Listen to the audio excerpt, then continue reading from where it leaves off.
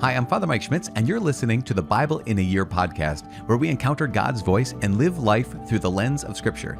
The Bible in a Year podcast is brought to you by Ascension. Using the Great Adventure Bible timeline, we'll read all the way from Genesis to Revelation, discovering how the story of salvation unfolds and how we fit into that story today. Today, I'm joined by Jeff Cavins once again to introduce the fourth biblical period of the Great Adventure Bible timeline. You know, we've gone through the other timeline periods. We've looked at the early world. We looked at the patriarchs.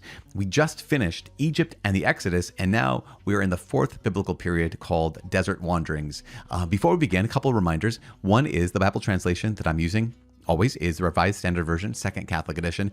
I'm using the Great Adventure Bible from Ascension. If you want to have your own Catholic Bible in a Year reading plan, you can visit ascensionpress.com/Bible in a Year. And lastly, if you have not yet subscribed, you can subscribe in your podcast app.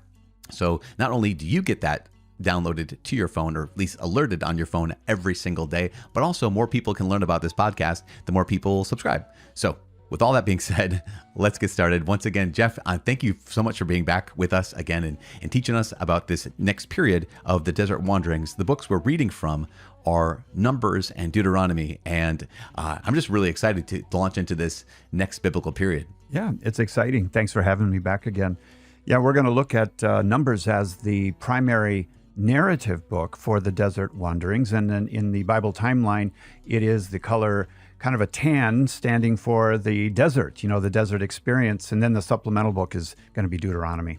Awesome. Yeah. And so they're kind of overlapping a little bit, but in some ways they're really different. Is that safe to say? Yeah, it is. It's safe. What else do you want to know? No, I'm kidding. No, yeah, that's all. That's all I wanted to note. It's kind of the same, but kind of different.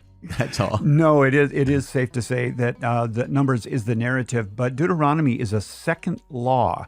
It's a second set of laws that are given due to the hardness of Israel's heart at this particular time. But it's chock filled with wonderful guidance and wisdom for us, and we can talk about that, particularly in the area of how do you live your life when you're going into a country where it is diametrically opposed to the message of God. Like that's ever going to happen, right? Yeah, that may be once in a while. So we're going to look at that.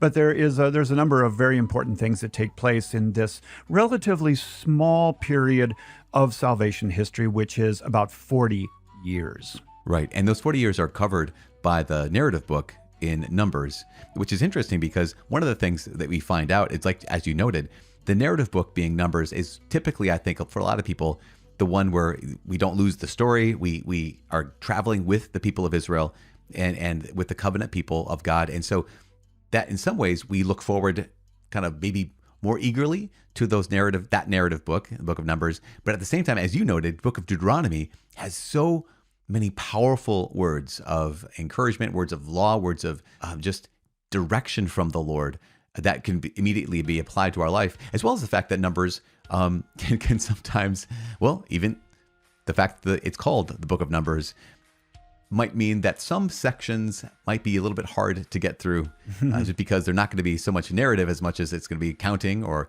giving off a list of names of people that we might not be familiar with. What do people do with that? Right. Well, there are sections of the Bible that seem rather boring, whether it's numbering off the tribes and telling us how many number of people there are in each particular tribe, or so-and-so begot so-and-so begot so-and-so. And while they might be boring, they're actually very critical, very important, particularly for the person who wants to go a little bit deeper into the story of the Bible. For example, the so-and-so begot so-and-so is actually a literary device called a toledot. And a toledot in Hebrew is sort of like a lens where you're going from wide angle to narrow. And it's a way of going from the broad picture down to one man. And that's a literary device that kind of takes you by the hand and walks you there. So while they might seem boring, they're very useful, they're very powerful, and good for understanding the story. But we pick up in the book of Numbers. And it's important to realize that when Numbers starts, they are still at Mount Sinai. In our last period, they were at Mount Sinai for 1 year, and they received the tabernacle, the priesthood, and the law. These were the three major changes. And then shortly after that, now in the book of Numbers, they're going to break camp. But before that, there is like a recapping of the Exodus story. They go back and they look at that story a bit, as they do in Deuteronomy. But the major launching point in the book of Numbers really is the 10th chapter. You know, they were prepared as God's people to go up and take the promised land. They had not been up there since way back, hundreds of years, when Abraham was there, and Jacob and Isaac and Jacob, and then Joseph. But now they're going to make their way back into the promised land. But there's going to be a test, and there's tests all along in salvation history. There was at the beginning, there is at the end, there is in our own lives today. So the test is going to be, as they break camp in chapter 10, they're going to send spies up into the land, which is not very far. And they stop at a place called Kadesh Barnea. And Kadesh Barnea comes from the word Kadesh, comes from Kadosh. Kadosh is holy, separated ones. And so Kadesh Barnea, the city, acts as sort of a launching point where they're going to see if they are really the separate ones and they're going to trust God and go into the land, or whether they're going to retreat. Well, they send 12 spies up and they come back and they give their report. Two of them, Joshua and Caleb, said, "We can take it." 10 of them said, "There's no way. There's giants in the land. It's great fruit and everything else, don't get me wrong, but there's giants in the land." And so when they came back and gave their report, God said, "So be it. For every day that you are spying out the land, you will wander for a year in this wilderness." And so how many days do we think they were up in the land? Yeah. 40. So 40 years now, they're going to be wandering in the desert. And that's really the story of the book of Numbers and this period, which we recall the number 40 is a number of testing, like Lent.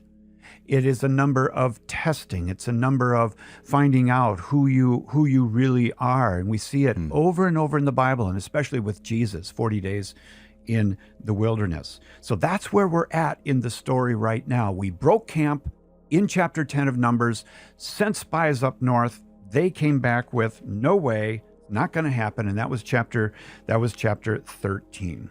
And then what happens after that is how the story then unfolds, right? As they're led into the wilderness, which is what a lot of us associate with, desert wanderings, is that sense. And as you noted, God's plan was that they would trust him and go into to take the land, not by their own power, but by trusting in him, and by God's power, that he would